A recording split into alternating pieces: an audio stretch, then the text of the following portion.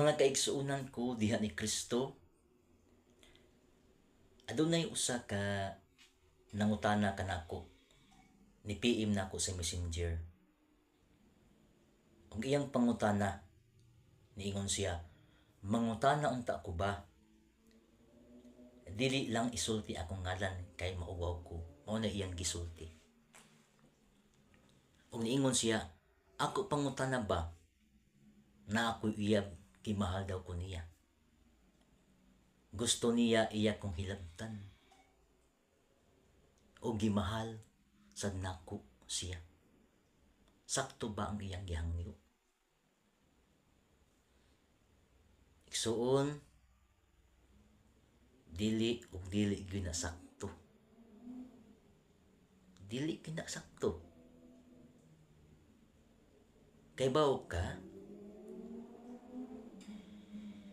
ang gugma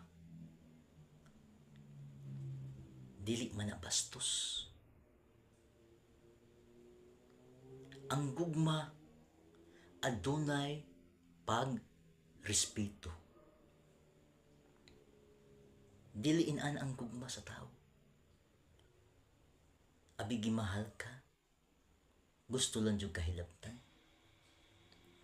Sayop na. Kay ba mo unsay gugma? Ang gugma usa ka na kasakripisyo. Sakripisyo ka na. Sama sa atong Ginoong Hesukristo. Tungod sa iyang gugma, nagsakripisyo siya. Diyos man siya. Gusto niya nga makayara niya tanan. Kay Diyos lagi. Kay tungod, gugma man ang iyang patibabaw, adun lagi pa sakripisyo. Inana, kung ikaw nahigugma sa imong isig kahigugma, dili gina inana ang panghitabo. Kung hangyoon ka, musugot na lang jud ka. Di na mao ang gugma. Ang gugma mo sakripisyo na.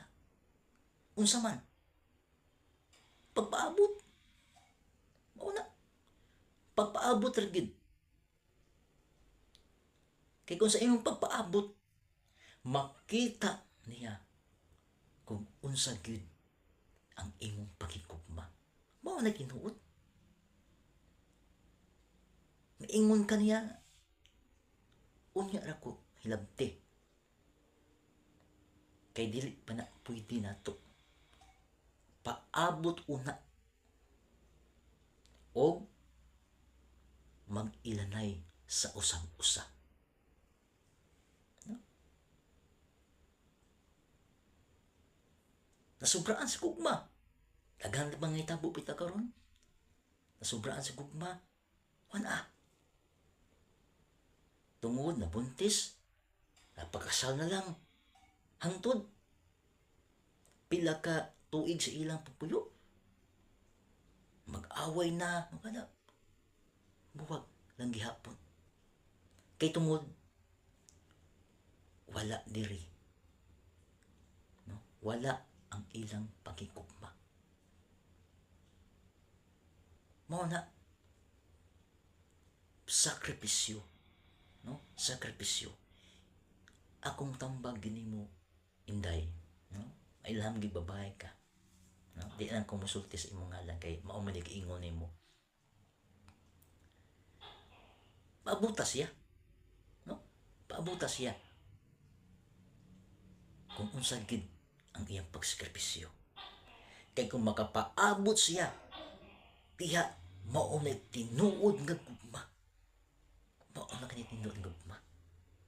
Diba? So akong tambag, ayaw gid og sugot. No? Pag ilhanay kamo sa usag-usa. Sa dihang mag-ilhanay na mo,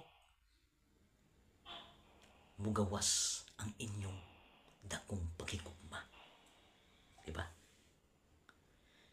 Sa dihang nagigugmaay na mo nga tinunay nagbid nga gugma, diha aduna na mo pangandoy, gusto na mo magkahiusa, diha magpakasal na mo. Sa human sa iyong pagkasal, diha na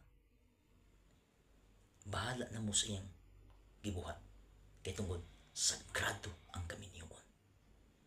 Kay kung buhaton ninyo nga walay pagkahiusa sa Dios pinaagi sa kasal, dili gina pwede.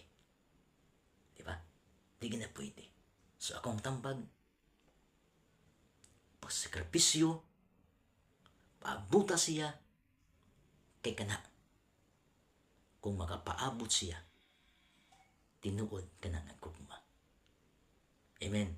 So maura nga ako ikatambag ni mo inday. Ayaw, ayaw gyud. Ug tiga sa imong bandera. Paabuta siya, pagsakripisyo siya, aron makabot ang iyang gipangayo diha kanimo. Ug ikaw usab, ayaw sad palabi sa imong kibati. Maura na. Daghang salamat. God bless.